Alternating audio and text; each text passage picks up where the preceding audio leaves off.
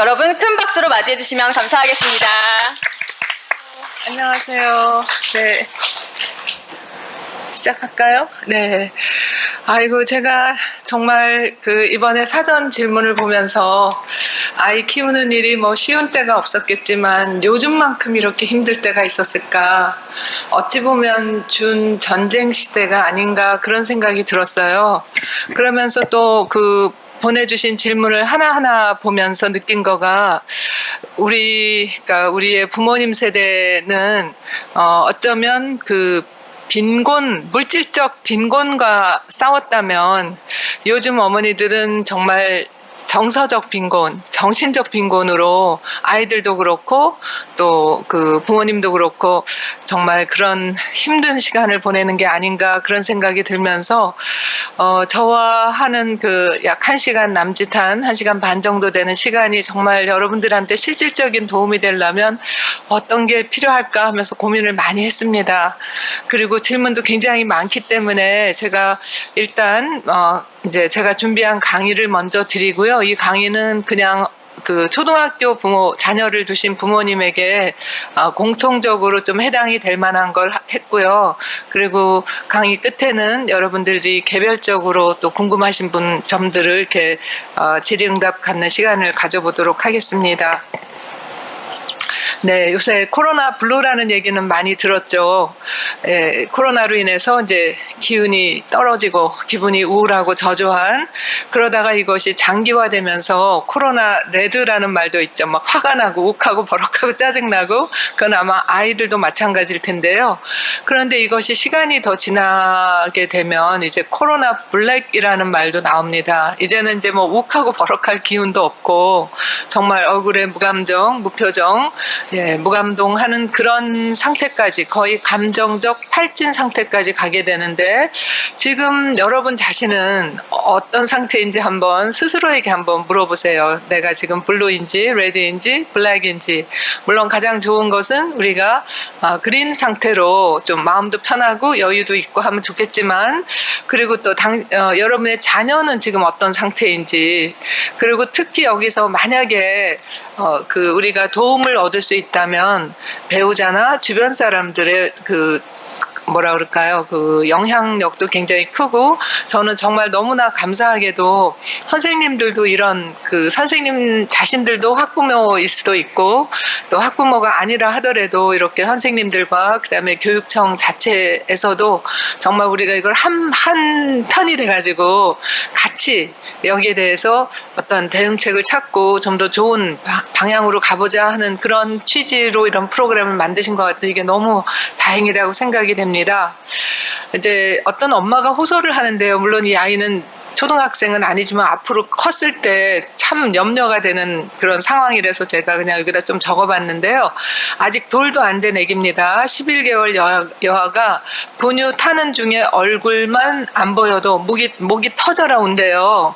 그리고 이유식 먹이는 중에 숟가락이 자기 입에 조금만 늦게 들어와도 주저앉아서 막 꼬꾸라지면서 막 운다고 그러고요. 6개월부터 분리수면을 하는데 한 번씩 깨면 악을 쓰고 울고 낮에도 혼자 절대 안 노니까 잠도 부족한데, 엄마는 이제 잠도 부족한데 피곤하니까 계속 또 짜증이 나고, 거기다가 남편은 회식이 너무 잦고 집에 오면 바로 골아 떨어져요. 돌겠어요. 정말 육아도 짜증나고 삶도 짜증나고 다 싫어요. 그런데 이것이 11개월 여아가 아니라 5살이든 7살이든 12살이든 아마 조금 내용만 다를 뿐이지 비슷한 상황이 지금 벌어지고 있을 것 같아요. 그래서 저는 요 사례 하나만 보더라도 벌써 이 안에 문제가 집약되어 있는 걸 보고, 또 문제가 있다면 해결책도 이 안에 집약되어 있다고 봤는데요. 끝에서부터 보면 일단 엄마가 너무 지쳐 있다는 거. 그리고 이렇게 지쳐있게 되면 물론 아이한테도 여유있게 대하지 못할 것이고, 그러면 아이는 더욱더 마치 배고픈 아이가 더 짜증내고 더 졸라대듯이 그렇게 이제 할 것이고, 거기다가 지금 남편과의 관계가 지금 제가 볼 때는 아주 이게 위험한 상황으로 가고 있다고 보거든요. 그리고 되게 이렇습니다. 연구에 의하면 부부가 사이가 안 좋으면 엄마들은 아이한테 더 집착하고 아빠들은 아이로부터 더 멀어진답니다. 그러니까 사실은 회사 끝나고 빨리 집에 와서 같이 육아를 해도 힘들 판에 아빠는 아내와 자꾸 충돌하는 거 맞부딪히는 게 싫으니까 오히려 더 집에 늦게 오고, 또 그럴수록 아이와 같이 지낼 수 있는 시간은 더 적게 되고, 그러면 엄마는 아이를 혼자 떠맡아야 되니까 이 악순환 고리가 그냥 이 안에 벌써 보이고 있습니다. 그리고 저는 이 사례를 보면서 6개월부터 분리 수면을 했다고 했는데, 여기에 우리가 사실은 굉장히 주목을 해야 할 부분이 있어요. 네, 수면 교육이라는 거 사실은 아이들의 관점에서 보면 특히 6개월에서부터 한 11개월 사이가 낯가림하는 시기로 굉장히 애착을 아주 강하게 요구하는 때거든요. 그때 밤에 이렇게 떨어져 재운다고 하게 되면 아이들은 자다가 깨어나면 아무도 없을 때 엄청나게 불안하고 공포스럽거든요. 그러면서 더욱더 낮에까지도 매달리게 됩니다. 화장실에 가도 매달리고, 예, 엄마가 잠시라도 자기 어떤 시야에 보이지 않으면, 또 보인다 하더라도 붙어 있지 않으면 상당한 분리불안을 보이는 것이 바로 우리가 낯가림 시기에 너무 일찍 애착을, 이제 말하자면 독립심을 키운다고 하는데, 그것이 오히려 역효과가 돼가지고 이제는 엄마를 믿지도 못해요. 그러니까 조금만 자기가 기다린다는 건 사실 믿음이 있어야 기다리는 거거든요. 기다리지 못하니까 오는 속도가 조금만 늦어져도 막 아글아글 쓸 거고, 이럴수록 엄마는 더 지칠 거고, 그래서 정말 안타까운데 이제 이런 문제들 우리가 좀 근원적인 것부터 살펴보면서 또 해결책도 찾아보겠습니다. 그래서 제가 목차를 이렇게 정했는데요. 도대체 아이들은 왜 화를 낼까? 근데 여기서는 이제 화를 내는 것만은 아니라 아이들이 짜증을 내기도 하고 징징거리기도 하고, 또 때로는 무기력하기도 하고 뭐 울기도 하고, 이제 여러 가지 그런 감정, 특히 부모님들이 감당하기 어려운 감정들을 왜 많이 낼까, 거기에 대해서 간단한 답을 드리겠고요. 그럴 때 부모들은 보통 어떤 반응을 보이는가, 일반적인 반응을 이제 제가 말씀을 드리겠고, 그중에서 우리가 감정 코칭이라는 반응이 가장 효과적이고, 또 부모님에게도 아이에게도 그 관계를 다시 회복하고 또 건강하게 키우는데 좋다는 그건 아시니까 제가 이제 거기에 대해서 말씀을 드리겠고요. 그런데 여기에서 감정 코칭할 때 가장 큰 또 걸림돌이 있거든요. 그걸 우리가 이제 초감정이라고 하는데, 그 초감정을 제대로 알고 또 그걸 내가 잘 이렇게 조절함으로써 아이하고 차분하게 연결할 수 있는, 거기에 대해서 말씀을 드리겠고요. 그리고 감정적 유대감을 회복하는 방식 구체적으로 단계별로 말씀드리겠고, 시간이 된다면 끝으로 긍정적 마인드세트와 놀이의 중요성에 대해서 말씀드리겠습니다. 그래서 이거는 좀 일반적인 얘기긴 하지만 여러분들이 그 자녀들의 연령이 초등학교 저학년도 있고 뭐 3, 4학년, 5, 6학년, 고학년까지 다양한 연령대고 남자, 여자, 또 그 아이의 성격 기질에 따라서 다를 수 있기 때문에 이제 먼저 일반적인 이야기를 해드리겠습니다. 자, 아이가 화를 내는 이유는 사실은 여러 가지가 있습니다. 아이가 그냥 화를 내는 건 아니에요. 그리고 아까 지금 제가 조금 전에 말씀드렸던 뭐 예를 들어서 그 밥 숟가락이 좀 늦게 온다 그래서 아이가 화를 버럭 낸다. 사실 이것은 그 상황에서 벌어진 일이 아니라 이때까지 있었던 아이와 부모와의 상호작용의 누적된 결과의 그 표현이 바로 지금에 일어나는 현상입니다. 그래서 분명히 그 아이들에게 뭔가가 지금까지 아이가 몇 살이든 간에 어떤 상호작용이 제대로 잘 작동하지 않았을 거라는 그런 추정을 할 수가 있죠. 그런데 그거를 그냥 우리가 단순히 아이의 행동을 고쳐주려고 할 때, 그때 아이들은 더 큰 뭐라 그럴까요? 더 큰 감정을 보일 뿐 아니라 더 나쁜, 좋지 않은 행동으로 나오게 되고, 그럴 때 또 부모님들은 더 많이 피곤해지고 더 많이 화가 나고 이러면서 이제 악순환 고리에 들어가게 되는데요. 이럴 때 그 어릴 때 특히 영유아기, 그 다음에 이제 유치원기나 아니면 초등학교 저학년 때, 이때 서로 상호작용에 조율이 잘 안 되면, 조율이 깨지게 되면 학년이 올라갈수록, 그리고 사춘기 되고 청소년기가 되게 되면 정말 더욱더 감당하기 너무 힘드니까 이제는 이제 전문가의 도움을 받다가 그것도 안 되면 정신병원에 넣기도 하고 그렇습니다. 그리고 그 과정에서 많은 아이들이 또 약물 치료를 받기도 하거든요. 그런 거를 저는 정말 매일 보고 있습니다. 매일 응급 상황이 벌어지고 있는데요. 이런 사례도 있었어요. 초등학교 5학년 여자아이인데, 초등학교 5학년 여자아이예요. 여자아이인데 자기가 예를 들어서 휴대전화를 한다든지 아니면 자기가 뭘 하고 싶은 거를 부모님이 하지 못하게 하면 얘는 이제 욕이 그냥 정말 입에 담을 수 없는 욕을 정말 따발총같이 엄마 아빠한테 하고, 그것이 지나가니까 이제는 욕이 아니라 이제 물건을 던지고, 막 깨고 아무거나 막 손에 잡히는 대로 다 던지고, 그리고 그 다음에 그 상황이 더, 그거를 제지하려고 하거나 그랬을 때, 얘가 어느 정도까지 갔을 때 저한테 왔냐 하면, 자기는 휴대전화 쥐고 있고 엄마는 이제 안 된다고 뺏으려고 그러고, 그러는 상황에서 얘가 그 소파 위에 올라갔다가 여자애인데 그냥 오줌을, 소변을 그냥 싸버렸어요. 근데 이제 부모는 얘가 이게 반항으로 쌌다고 하고 그리고 어쨌든 그 상황에서 그냥 정신병원으로 갔는데 데리고 가니까 굉장히 강한 진정제 약을 주고, 그러니까 얘는 약을 먹지 않겠다고 그러고 이제 그렇게 아주 힘든 상황에서 저한테 온 경우도 있고, 또 다른 경우는 남자아이인데요. 하도 휴대전화를 많이 해가지고 진짜 요즘같이 학교 못 가고 그런 때는 아침에 눈 뜨면 바로 휴대전화 하고, 그리고 이제 부모님은 직장에 가니까 아무리 당부를 하고 어떻게 한다 하더라도 뭐 어쩔 수 없이 아이가 혼자 있는데 집에 와서도 거의 잠자기 직전까지 그냥 휴대전화로 뭐를 한다고 하거든요. 그래서 그 아이가 저한테 왔을 때는 어떤 상황이었냐 하면 체중이 정말 굉장히 고도 비만이었는데, 제가 조금 같이 활동을 하기 위해서 그래서 저 상담실에서 이렇게 연구동으로 이제 잔디 마당을 거쳐서 연구동에 가서 거기서 저랑 같이 이렇게 쿠키를 만들자고 했거든요. 그 거리가 100m가 안 돼요. 한 80m, 50m 정도밖에 안 될 거예요. 그런데 그 80m를 저랑 같이 걸어서 가는데 헉 그래요. 힘들어서. 그리고 저희 그 옥상에 가면은 산이, 주변에 산이 다 보이거든요. 북악산, 북한산, 인왕산.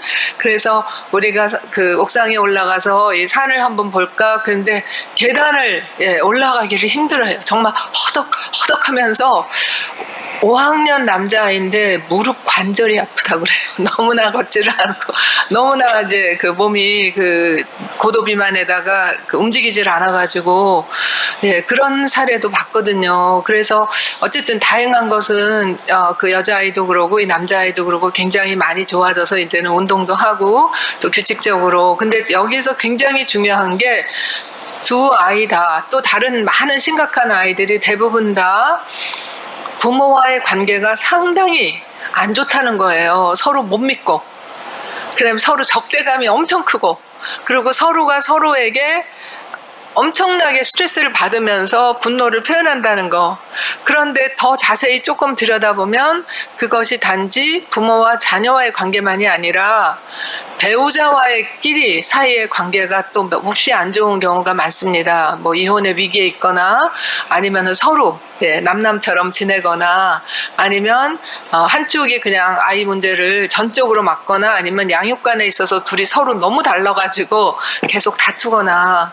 그래서 그런 근원적인 문제를 우리가 그냥 내버려 둔 채 아이만 가지고 어떻게 행동을 바꾸려고 할 때는 아주 효과가 뭐 조금 일시적으로 있을 수 있겠지만, 그러나 다시 더 나쁘게 재발이 되는 경우가 훨씬 많죠. 그래서 제가 부모님에게 감정 코칭을 통해서 아이와 관계를 회복하고, 또 필요하다면 부부가 서로 관계를 회복하는 그 과정을 꼭 가지시라고 하는데, 그게 시간이 많이 걸린다면 그러면 저도 사실은 말씀드리기가 어렵죠. 다들 힘들고 경제적으로나 뭐 시간적으로나 육체적으로 다 힘든 상황이니까. 저의 경우는 정말 이혼 소장을 냈다 하더라도 아주 심각한 부부도 이틀만 풀 치료를 받으면, 이건 마라톤 치료라고 하는데 이틀 동안의 관계 회복이 되거든요. 그러니까 이게 시간도 그러니까 순서대로 한다면 아이만 가지고 하면 몇 년 걸려도 조금 좋아졌다 더 나빠지고 조금 좋아졌다 더 나빠지고 할 수 있지만 근원적으로 부부 사이를 먼저 좋게 하고 그 다음에 자녀의 관계 회복을 하는 거가 시간적으로도 더 빠르고 효과성이나 비용에서도 더 좋죠. 자, 그래서 일단은 제가 이제 질문들을 많이 보니까 그 아이들이 한 명만이 아니라 뭐 2명, 3명 있을 때 정말 아이마다 너무 특색이 있고 너무 다르다, 개성이 있다. 그거는 또 물론 아이의 연령에 따라서도 다를 수 있고 순서가 첫째나 둘째나 아니면 또 아이의 터울이 어떠냐. 아까 여기 그 김택수 선생님께서는 이제 쌍둥이라고 그러셨는데 정말 쌍둥이일 때가 또 다르고 그다음에 연년생일 때가 다르고 아니면 터울이 좀 뭐 3년이나 4년 또 때로는 그보다 훨씬 더 길 때 이런 것들이 다 이제 아이들에게 영향을 미치기 때문에 그거를 개별적으로 다 말씀을 드리기 어렵겠고요. 그냥 제가 이제 이렇게 뭉뚱그려서 말씀을 드리자면 아이가 어떤 뭐 문제 행동을 보인다든지 어떤 어려움을 호소할 때 전문가들은 이렇게 가로, 세로, 높이 같이 이렇게 입체적으로 보거든요. X, Y, Z 축으로 보는 거죠. 첫 번째가 타고난 기질을 봅니다. 타고난 기질은 토마스 앤 체스라는 연구자들이 1970년대 초부터 연구를 했는데요. 전 세계 아이들이 공통적으로 보이는 특성이 크게 3가지로 구분이 되는데 첫째는 순둥이형이고요. 순둥이형이 한 40%라고 합니다. 그리고 한 10%는 체제 거부형이라고 해가지고, 예, 우리나라 말로 하면 쉽게 말하면 그냥 청개구리형.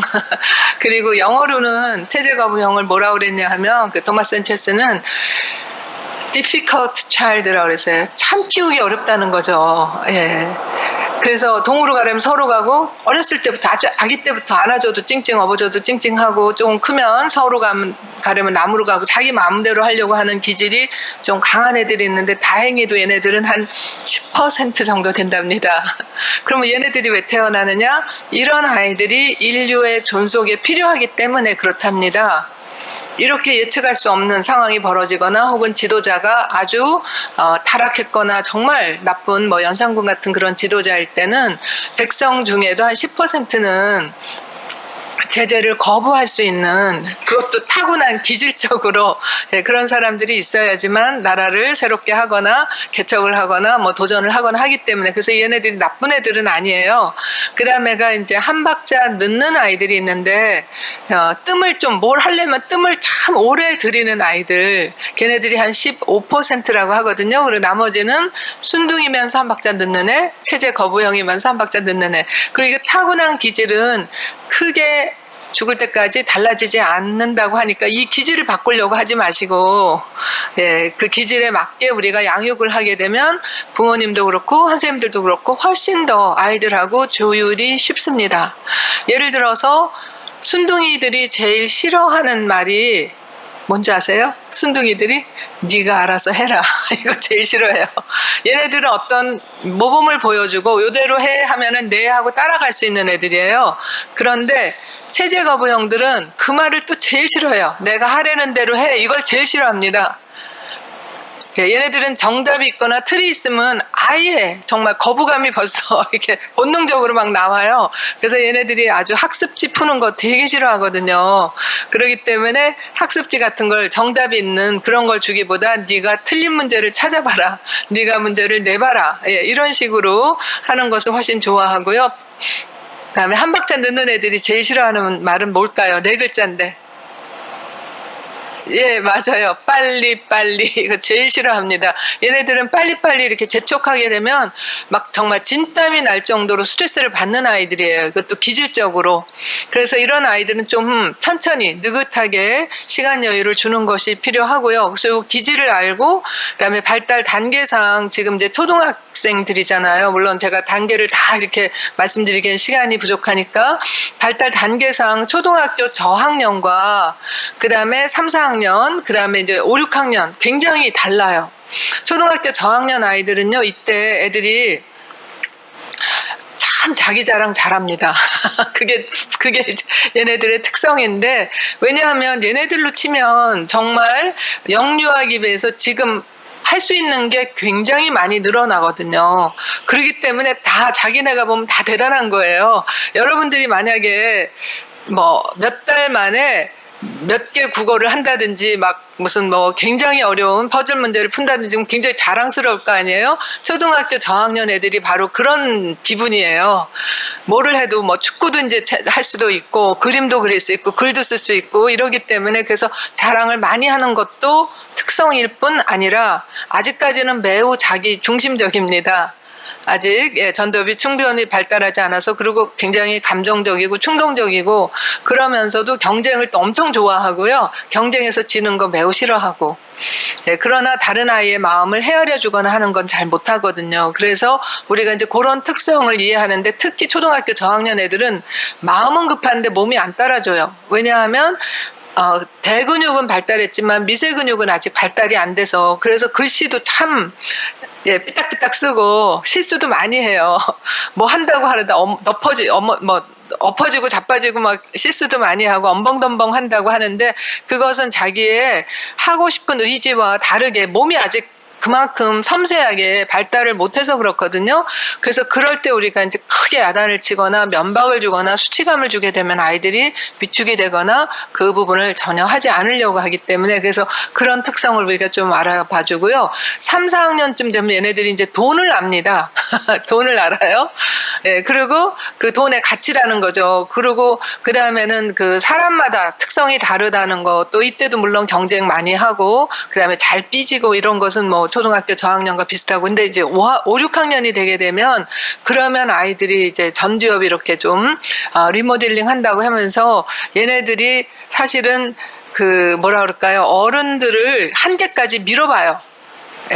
진짜로 이렇게 해도 되나 싶을 정도로 말로 하던 행동으로 하던 이때 만약에 부모님이 정말 웃가 버럭을 한다든지 호되게 야단을 쳐준다든지 이렇게 해서 관계가 망가지게 되면 그 다음에 사춘기가 매우 힘들고 그 이후로도 힘들 수 있습니다. 그래서 이 각 시기에 우리가 다 맞게 하기는 어렵지만 기본적으로 제가 조금 이따 설명드릴 감정 코칭을 하게 되면 아이와의 관계가 이렇게 발전하게 돼요. 서로 성장하게 돼요. 그러면서 부모로도 굉장한 효능감을 느낄 수가 있고 부모로도 자신감과 자부심을 느낄 수가 있습니다. 그래서 아이들 발달 단계를 우리가 고려해 두어야 된다는데 제가 왜 이런 얘기를 하냐 하면 요즘 그 이제 공부하는 것도 어렵고 경쟁도 워낙 크고 그러니까 그런데 어떤 부모님이 맞벌이 부부이신데 아이한테는 정말 좋은 교육 아이가 하나밖에 없었어요. 근데 좋은 교육을 시켜주겠다고 이제 아이를 막 영어 학원에도 보내고 이랬는데 초등학교 1학년 아이를 그 영어 학원에서 매일 일기를 써오라고 하고 그 다음에 일주일에 한 번씩 독후감을 써오라고 한다고 그거 가지고 이제 부부가 많이 다투고 그랬는데요. 인간 발달학, 저는 인간 발달학을 전공한 사람인데 뇌발달로 보자면 사실 초등학교 1학년 아이가 그것도 외국어로 자기 모호가 아닌 외국어로 매일 일기를 쓰는 것은 그것은 굉장히 부적절한 과제입니다. 거기다 독후감? 초등학교 1학년은 아직 독후감을 쓰려면 반추를 해야 되거든요. 생각을, 자기가 읽은 거에 대해서 생각을 반추할 만큼 전두엽이 발달하지 않았기 때문에 그건 적절하지 않은 그런 과제거든요. 그런 거를 시킨다는 그 자체가 사실은 아이들에게 발달 단계를 잘 모르고 하는 거죠. 하나만 더 예를 들을게요.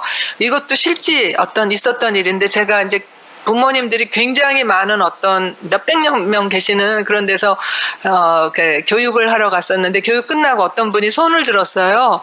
그러면서 우리 애가 정말 대소변을 못 가려서 너무너무 속이 상해요. 그래요. 그러면서 얘한테 막 야단도 쳐보고 애원도 해봤고 달래도 보고 이래도 아직까지도 대변 소변을 못 가려요. 그래서 제가 아이가 지금 몇 살이에요? 그랬거든요. 그랬더니 그 어머니께서 5개월이요. 그러는 거예요. 생후 5개월. 네.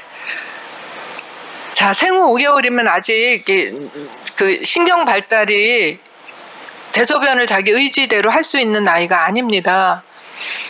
네, 그런데 생후 5개월인 아이한테 그것을 기대하는 그 어머니가 제가 볼 때는 아마 어머니 자신이 적절한 나이에 적절한 대상으로부터 적절한 양육을 받지 못했을 거라고 추정이 됐어요. 그런데 5개월이 하니까 그냥 전부 계신 분들이 다 막 그냥 놀라고 하여튼 야유 내시는 막 웃음 막 이래서 제가 그분이 부끄러우실까봐 끝나고 저랑 잠깐만 얘기하실까요? 이랬는데 아니나 다를까 끝나고 개인적으로 여쭤보니까 이제 시설에서 자랐고 양육을 제대로 못 받으니까 몇 살에 어떤 것을 할 수 있는지 할 수 없는지를 모르시는 거예요. 그래서 그분이 나중에 이제 치료를 받고 그러고 나서 아이의 발달 단계에 맞는 걸 기대하는데 전반적으로 보면 저는 미국에서 26년 살았고요. 미국에서 아이를 키웠는데 미국에서는 상당히 그냥 건강하고 행복하고 그런 아이인데 아마도 만약에 한국에서 같은 기준으로 오면 얘네는 그냥 전응아에 해당이 될 정도로 너무나 지금 한국에서 어떤 한쪽 면에 예를 들어서 수학이라든지 이런 데다가 너무나 일찍 아이들에게 과도한 거를 기대하는 게 아닐까. 그런데 부모님들은 남들이 다 하니까 그런다는데 저는 알아요. 그렇게 일찍부터 과도한 기대 속에서 아이들이 늘 불안감, 초조감, 압박감을 느꼈던 아이들은요, 빠르면 초등학교 고학년, 늦어도 사춘기 때는 공부에서 탁 손 놓습니다. 그리고 그거를 질질 끌고 갔다 하더라도 대학 들어가서 엉망진창됩니다. 이제 나 대학 갔지, 이제 더 이상 간섭 마, 이렇게 되는. 더 일찍 포기하는 애들이 훨씬 많지만 어쨌든 그래서 장기전으로 즉 마라톤처럼 자기가 인생을 정말 즐겁게 배우는 거를 즐겁게 하려면 차라리 초등학교 때는 좀 어떤 우리나라에서 지금 기대하는 그런 학습, 그런 수준, 어느 분이 그래요. 자기 손주가 몇 명인데, 그런데 그 애들끼리 모이면 이제 서로 구구단 외우는 거 막 시합하고 부모님들이 거기에 따라서 용돈을 막 주고 그런데요. 그래서 제가 그 아이들이, 손주들이 몇 살인데, 그때 유치원 1학년, 2학년이래요. 그런데 그 중에 한 아이가 구구단 6단까지 외우니까 그걸 못 외우는 1학년 아이가 막 울더라는 거예요. 자기는 죽어도 6단까지 못 외운다고. 그런 정도로 좀 우리가 비정상적으로 너무나 과도한 그런 것을 아이들 발달 단계에 인지 발달이나 정서 발달에 맞지 않는 그런 기대를 하고 있는 게 아닌가 뿐만 아니라요. 제가 자신 있게 말할 수 있는 거가 지금 우리 부모님들이 애들한테 기대하는 어떤 그런 읽기, 쓰기, 세마기, 외우기 이런 것들은요. 심지어 외국어까지도 이제 인공지능이 대부분 다 해줄 거거든요. 제가 벌써 10년 전부터 저는 미국에서 오래 살고 영어나 한국말 둘 다 자유롭게 하는데 막 그 영어 때문에 쩔쩔매고 공부한다 그러면 조금 있으면요 번역기 다 나올 거예요. 저는 벌써 10몇 년 전부터 그랬거든요.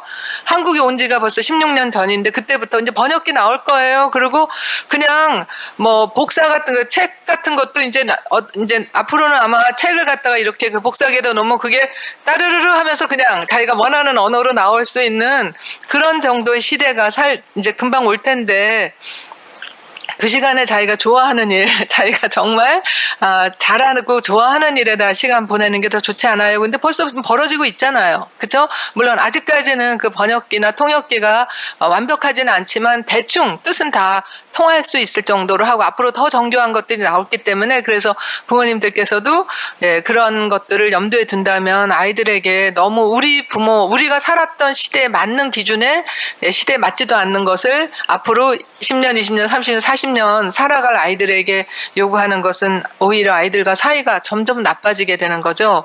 그 다음에가 이제 환경적 요인인데요. 그 환경적 요인에서 특히나 요즘 에이스라고 해서 아동기 부정적 경험이라는 연구가 지금 아주 뜨거운 이슈인데 아동기의 부정적 경험을 많이 겪으면 겪을수록 뇌 발달에 영향을 주고 그렇게 되면 집중이 어렵고 학습이 어렵고 또래 관계가 어렵고 감정 조절, 충동 조절이 어렵고 그렇게 되면 또 이제 그 공격적인 행동으로 나오거나 도피적인 행동으로 나오고 아니면 얼어붙는 행동으로 나오고 이제 이런 이 상관관계가 이제 다 이렇게 밝혀진 연구가 아동기 부정적 경험이라는 건데요. 그 무엇이 그런 부정적 경험에 해당되는가? 오리지널 원래 연구에서는 10가지를 말했습니다. 그걸 제가 이제 간략하게 4개로 줄였지만 사실은 여기서 제일 많이 해당이 되는 게 가정적 환경입니다. 그 중에서 부모가 자주 싸우거나 또 별거하거나, 근데 별거라는 게 꼭 이혼하기 전에 별거하는 것만이 아니라 뭐 주말 부부, 월말 부부, 뭐 이렇게 떨어져서 장기적인 그런 장거리 부부, 이런 것들이 사실은 아이들에게는 상당한 그런 그 스트레스도 줄 수 있고 또 발달에 굉장히 지장을 주고 영향을 준다, 이런 것들이 이제 밝혀졌고요. 물론 이혼도 거기에 좀 해당이 될 수가 있고요. 그 다음에는 이제 부모끼리 서로 싸우는 거, 폭력을 아이가 목격하는 거, 아니면 이제 부모 중에 뭐 이렇게 술 주사가 있거나 어떤 중독에 빠지거나, 그리고 이렇게 수감되거나, 혹은 부모 중에 이제 뭐 산후 우울증 같은 거, 혹은 뭐 불안증이라든지 공황장애라든지 부모 자신이 정신적으로 어려운 거, 거기가 해당되는 게 5개예요. 그 다음에가 이제 폭력이 해당되는 게 3가지. 신체적 폭력, 심리적 폭력, 그 다음에 성적 폭력, 그 다음에 방치에 해당되는 것이 신체적 방치와 이제 정서적 방치인데, 어쨌든 그런 것들이 영유아기 때부터 자주 반복적으로 지속적으로 경험이 될수록 아이들이 이제 스트레스에 굉장히 취약하게 되고, 그로 인해서 여러 가지 질병과 여러 가지 행동 문제가 나온다. 그런 것들이 이제 연구가 됐는데요. 그래서 우리가 환경적인 문제를 다루지 않은 상태로 아이들의 드러난 행동, 즉 공격적 행동, 아이와 걸핏하면 싸운다든지 욕을 한다든지, 아니면 도피적인 행동의 대표가 중독이거든요. 지금 휴대전화 중독, 게임 중독, 아니면 이제 술 중독, 마약 중독, 뭐 이런 것들이 다 사실은 도피성 행동인데, 무엇으로부터 도피인가를 우리가 봐야 돼요. 대개 스트레스로부터 도피입니다. 괴로우니까. 아니면 이제 얼어붙는 애들이 있어요. 아예 멍하고 무기력하고 아무것도 안 하고, 그런 것도 이제 흔히 보이는 모습들이죠. 그 밑에 있는 아동기 부정적 경험들, 그것이 스트레스를 유발해서 이렇게 스트레스에 취약하게 보인다, 이런 것들을 연결고리를 이해하시면 아이와 적이 되는 게 아니라 한편이 돼서 우리가 어떻게 하면 스트레스를 줄일 수 있을까, 어떻게 하면 환경적으로 조금 더 스트레스를 덜 받는 환경으로 만들 수 있을까, 이렇게 한편이 되도록 아군이 돼야 되겠죠. 적군으로 만드는 게 아니라. 그렇습니다. 자, 이제 이런 것들을 제가 이런 저런 이유로 이제 아이들이 그렇게 여러 가지 행동 문제를 보이거나 짜증을 내거나 뭐 이렇게 무기력하거나 그러는데, 그럴 때 부모들의 반응은 어떤가 하고 보니까 크게 4가지 중에 하나일 텐데요. 첫 번째는 모른 채 하거나 다른 걸로 전환하는 거. 이제 가트맨 박사님은 이런 것을 축소 전환형이라고 하죠. 그러니까 아이가 이제 이제 징징대거나 뭐 귀찮아하거나 그러면은 그 무엇을, 어떤 감정, 거기에 대해서 그냥 모른 척하고 맛있는 거 먹자라든지, 아니면 이제 뭐 저기 강아지 있네 뭐 이러면서 딴 걸로 주의를 전환하는 거, 축소 전환형이라고 그러죠. 그 다음에 어떤 부모님들은 그 야단치는 거죠. 너 조용히 해, 시끄러, 또 한번 그러면 어떡한다 뭐 이러면서 이제 겁을 주거나 야단을 치는 거. 그 다음에 3번째는 아휴 그러든가 말든가 네 마음대로 해, 전화 뭐 휴대전화 아무리 내가 뺏는다고 해봤자 안 주니까 네 마음대로 해 하면서 그냥 내버려 두는 거, 방임형이라고 하죠. 2번째는 억압형입니다. 그 다음에가 이제 4번째가 감정 코칭형이라고 하죠. 그래서 그 감정 코칭형에 대해서 가트맨 박사는 뭐라 그랬냐 하면, 부모 역할이 그냥 아이를 다만 사랑한다라는 것만으로는 부족하다는 거예요. 왜냐하면 이 부모님들 4가지 유형도 다 아이들은 사랑한다고 하거든요. 그리고 특히 억압하는 부모님들도요, 야단치는 부모님들도 인터뷰를 해보면 의도는 다 좋다는 거예요. 얘가 이렇게 징징대거나 화를 내거나 이렇게 감정적으로 그러면 나중에 성격이 나빠지거나 혹은 정말 나쁜 아이가 될까봐 고쳐주려고 그래요, 이렇게 얘기한다고 그러거든요. 그 방임형들은 얘들은 다 저러면서 크는 거 아니에요, 이렇게 생각하고, 축소 전환형 같은 경우는 이렇게 해서라도 빨리 아이를 달래주는 게 낫잖아요, 이렇게 해서 사실은 부모님들이 다 좋은 의도로 하지만 결과는 그렇지 않다는 거예요.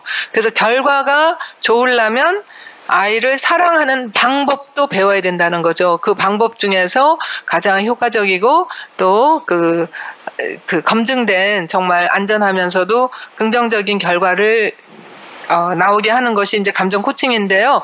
감정 코칭이란 많이 들어보셨겠지만 아이의 감정은 이해하되 행동은 바람직하게 이제 이끌어주는 건데요.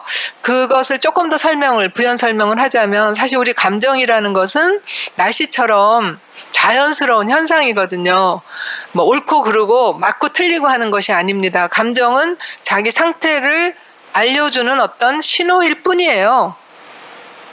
그래서 오늘 같은 날은 좀 비도 오락가락하고 좀 꾸물꾸물하고 그런 날도 있지만 또 햇볕이 쨍쨍 비치는 날처럼 기분이 좋을 때도 있고 또 아주 조용하고 차분할 때도 있고 아니면 천둥번개 치는 것처럼 감정이 굉장히 격하게 강하게 나오는 경우도 있죠. 그래서 이런 것은 마치 날씨처럼 혹은 색깔처럼 자연스러운 삶의 일부이고요. 그래서 부모가 이런 자연스러운 삶의 일부를 아이하고 잘 정말 수용해주고 공감해주고 지지해주고 경청해줄 수 있으려면 부모 자신의 감정을 자기가 알아차리고 또 자기 감정을 잘 다스릴 수 있는 거, 이제 이런 걸 우리가 이제 초감정이라고 하는데, 그것이 감정 코칭에서 첫 단계이자 제일 어려운 부분이기도 합니다. 나중에 조금 더 설명을 드릴게요.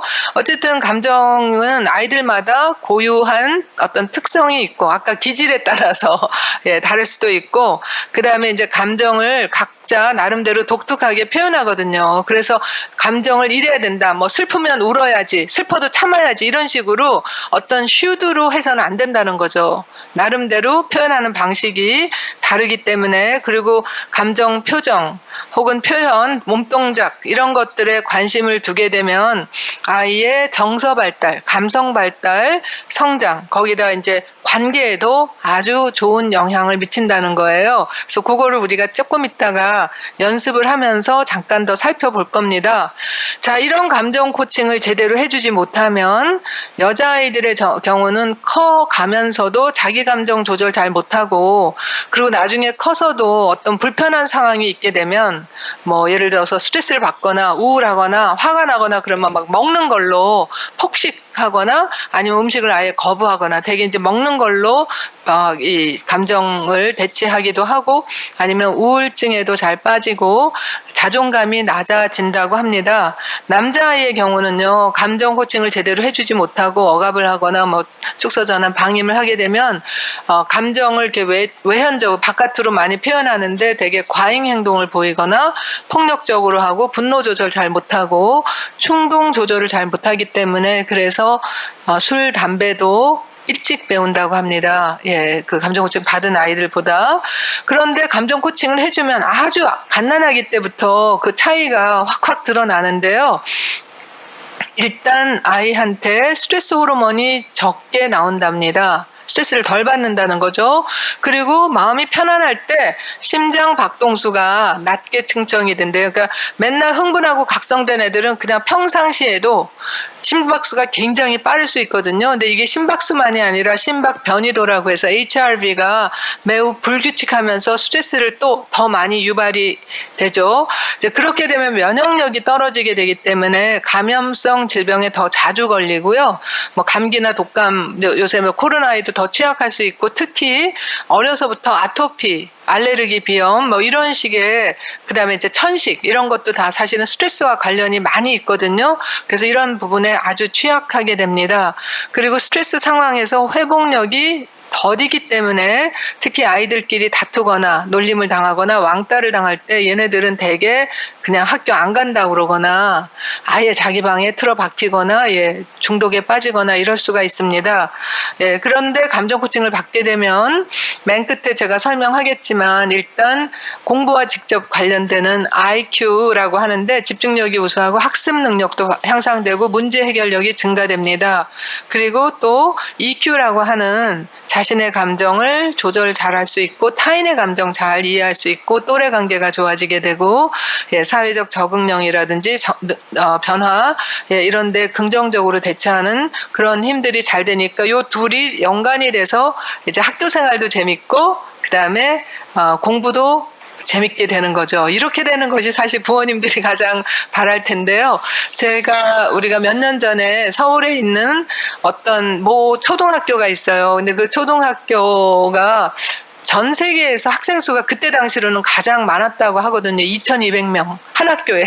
예. 그런데 그 아이들이 사실 좀 굉장히 열악한 지역에 살아서 엄마 아빠들도 거의 다 이렇게 직장 생활하고 아이들이 어려서부터 그냥 뭐 여러 가지로 참 문제도 많고 그러다 보니까 학교 생활이 굉장히 어려웠습니다. 그래서 거기에 이제 부임된 어느 교장 선생님께서 감정 코칭을 아시고 저희한테 그 아이들 2,200명을 다 해주기가 어려우니까 일단 교사들에게만 먼저 감정 코칭을 좀 가르쳐 달라 그래서 해드렸어요.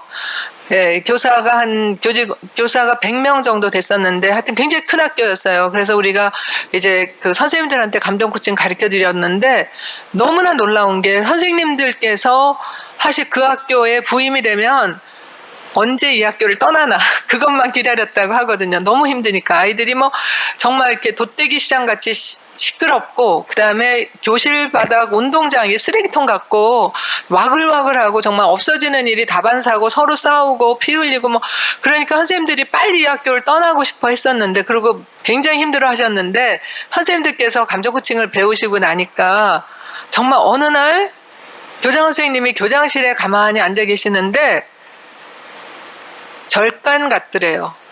전체 학교가 조용히.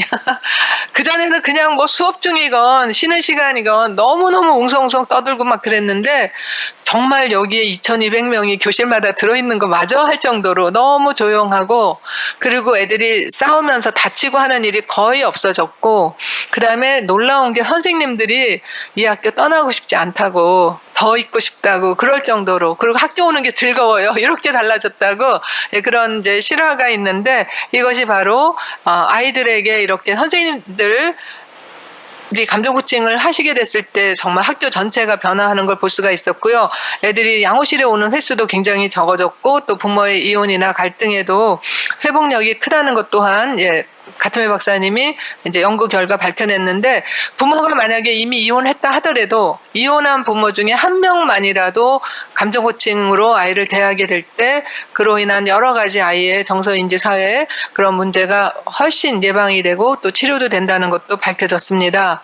자, 그래서 부모님이 먼저 감정 코칭 하게 되면 일어나는 변화가 이제 아이의 불행감을 덜어줄 수 있고 맨날 요새 아이들이 불행하다고 많이들 그러지 않아요? 화가 난다, 짜증난다, 불행하다 뭐 이러는데 반대로 행복감을 더 키워줄 수 있고 유대감을 강화할 수가 있으면서 부모도 그렇고 아이들도 그렇고 학교 생활이 즐거워지고 친구랑 잘 지내고 자기 조절 능력이 크고 이제 장기적으로 성공할 가능성이 더 높아지는 거죠. 정말 많은 부모님들이 감정 코칭을 함으로써 아이와의 관계가 너무 좋아졌다 그 얘기를 많이 하는데요. 그리고 아이한테 잔소리할 필요가 너무 적어졌다 하는 얘기를 많이 듣는데 제가 얼마 전에 이제 은행을 가려고 버스를 탔는데 어떤 아기 엄마가 한 6살쯤 된 여자아이를 제 손 잡고 그다음에 한 3, 4개월 된 아기를 앞으로 이렇게 업고 그다음에 기저귀 가방 막 들면서 이제 내리려고 해서 제가 좀 도와드릴까요? 그랬거든요. 뭐 아이를 하나 안아주든지 아니면 가방을 들어주든지 그러려고 그랬더니 저를 알아보고 어머 죄송해요 선생님 그러면서 같이 버스에서 내렸어요. 그러고서 이제 그 길을 건너서 가면서 얘기를 하는데 그분이 뭐라 그러냐면 그 큰아이가 한 2, 3살 됐을 때 너무너무 힘들어서 정말 아이를 왜 낳았을까 그리고 후회도 많이 했고 진짜 힘들어서 어떻게 할지를 모를 때 감정 코칭 책을 보셨대요. 그러고 나서 되나 안 되나 보자 하면서 조금씩 아이의 감정을 읽어주고 그렇게 하니까 아이가 너무 좋아지더라는 거죠. 그래서 자신감을 얻고 둘째 애를 가졌답니다. 그리고 둘째 애는 아주 아기 때부터 감정 코칭을 하니까 지금은 매일이 행복해요 그러시는 거예요. 정말 얼굴에 빛이 반짝반짝 나요. 보통 아이 둘 데리고 그러면 진짜 막 지쳐 있을 텐데 진짜 얼굴에 막 빛이 반짝반짝 나고 그 다음에 그 아이도 그렇고 그 갓난 애기도 그렇고 여자아이도 그렇고 얼굴이 너무 편해요. 요새 애기들 얼굴 편한 애들 보기 힘들어요. 아이들도 그렇고 많이 애들이 얼굴이 찌그러져 있거나 찡그리거나 무표정하거든요. 그런데 아이들이 정말 그냥 환한 해같이 편안해서 이게 진짜 감정 코칭의 효과입니다. 자, 그렇다면 여기서 이제 감정 코칭 제가 설명드리기 전에 초감정이라는 걸 조금 말씀을 드릴게요. 이게 사실은 제일 힘들고 감정 코칭 짝퉁들이 좀 많아요. 미안하지만 제대로 배우시지 못하고 그냥 여기저기서 주워 듣고 나름대로 막 이렇게 해갖고 막 감정 코칭한다 그러는데 사실은 이 초감정을 제대로 하지 못하면 감정 코칭 해도 이게 겉돌아요. 그래서 요새 애들이 그런 말 한다잖아요. 엄마 제발 꾸나 좀 하지 마 이런 데잖아요. 뭐 화가 났구나 슬펐구나 예, 꾸나 좀 하지 마. 이거는 이제 사실은 정말 초감정으로 잘 자기가 이해하고 아이와 연결되지 않고 목구멍에서만 흉내만 하니까 아이들이 그 짜증을 더 낸다고 하거든요. 그래서 감정 코칭 제대로 하려면 사실은 초감정이 제일 이제 어려운 부분인데 이거 조금 설명을 드릴게요. 초감정이라는 것을 우리가 자기 물론 사람들마다 다 좋든 나쁘든 초감정은 있는데 그러나 그것을 잘 우리가 어떻게 내가 감정 조절 잘 못하는가라는 것을 스스로 알거나 혹은 다른 사람이 알 수 있는 것들이 되게 뭐냐 하면 강한 감정을 자주 느끼는지 스스로한테만 물어보세요. 나는 묵 버럭이 자주 나오는지 아니면 그 감정을 조금만 화가 나도 이게 정말 그냥 치솟아서 정말 막 파국 같고 대재앙같이 느껴지는지 끝장같이 느껴지는지 아니면은 강한 감정이 한번 일어나면 내가 이게 진정이 잘 안 되는지 그래서 아침에 화가 났는데 저녁 때까지도 심장이 벌렁벌렁 하면서 진정이 잘 안 되는지 그리고 강한 감정이 느껴지면 뭐 청소고 빨래고 뭐 음식이 아무것도 하기 싫어지고 일도 하기 싫어지고 정상 활동이 잘 안 되는지 그 다음에 그럴 때 자기가 보이는 그 행동 자체를 자기 자신도 싫어하는지 한번 스스로 물어보세요. 더 있습니다. 그 다음에 어떤 분들은 이것을 표출하는데 어떤 분들은 극도로 억누릅니다. 그래서 아예 무표정 아무 감정도 안 느끼는 것처럼 하기도 하고요. 이런 분들이 되게 어떤 믿음을 갖고 있냐면 감정은 파괴적이고 비도덕적이며 쓸데없는 거라고 생각하는 경향이 많다고 해요. 자기 자신의 감정에 대해서도 잘 모르고 그러니까 아이들이 어떤 감정을 보일 때 그것을 있는 그대로 보기보다는 그 자체가 더 화가 나거나 그 자체가 정말 그 짜증이 나거나 밉거나 싫거나 떠나고 싶거나 이제 이런 마음이 든다는 거죠. 그래서 이 초감정이라는 거는 영어로는 메타 이모션이라고 그래요. 메타라는 거는 뭐뭐 저편에 뭐뭐 이면에 뭐뭐 안에 있는 그런 것들이 이제 메타라는 건데 그 감정에 대한 감정이라는 거예요. 좀 말이 이거 설명하면 할수록 이런 거야 하고 우리가 같이 이렇게 찾아볼 수는 있죠. 그런데 얘가 압박감이 느껴진다는 거 너무 좋은 거야. 그 정도로 충분히 공감해주고 수용해주고 잘 경청하고 하면은 자기가 그래서 제가 이제 그걸 다 듣고 난 다음에 그 다음에 이제 여기서 중요한 게 뭐냐면 이렇게 내가 싫었던 게 거부감이 들고 내가 이렇게 힘들고 쉬고 화가 났고 이랬던 것의 핵심이 그 숙제를 못 해간 거에 대한 압박감이었구나. 이것이 얘가 이제 명료화가 되면 감정이 차분해진다고 합니다. 뇌에서 우뇌와 잔해가 딱 클릭이 되면서 이거를 내가 이제 직면할 수 있는 어떤 정체가 나타나니까 정체를 모르면 우리가 뭘 해야 될지 모르니까 자꾸만 이제 화를 내거나 더 나쁜 행동을 보이는데 그래서 이제 이것을 하고 난 다음에 5단계로 이제 문제 해결로 가는데요. 일단 이때 우리가 아이가 자기의 감정을 말로 표현할수록 할 수 있게 돕는데 현재 감정 상태가 어떤지 지금 두렵나 보네 그렇니? 라고 물어볼 수도 있고 지금 억울한가 보네 그 아이의 얘기를 다 들어본 상황에서 혹시 실망한 건 아닐까 뭐 이런 식으로 우리가 감정을 단정하지 말고 왜냐하면 얘가 아직까지 충분히 자기 감정을 내비게이트 하지 못했다면 모를 수도 있거든요. 그러면 조금 더 3단계에서 더 머물러도 됩니다. 근데 얘는 자기가 압박감이라고 그랬어요. 그래서 제가 압박감이 어디서 느껴져?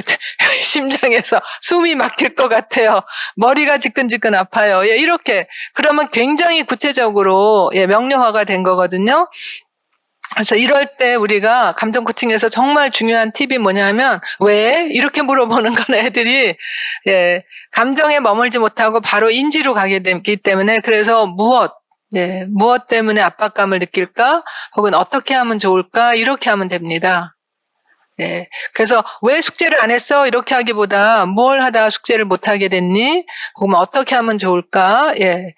그래서 이제 여러분들이 집에 가서 아이들하고 이렇게 대화를 할 때 막히는 부분이 있잖아요. 근데 궁금하죠. 왜 그런가가. 그럴 때 왜라기보다는 그래서 가트맨 박사님 왜라는 질문은 과학자가 하는 질문이고 감정 코치를 할 때는 무엇을 혹은 어떻게 그러니까 why 대신에 what or how로 하게 되면 답을 하기가 훨씬 쉬워진다는 거죠.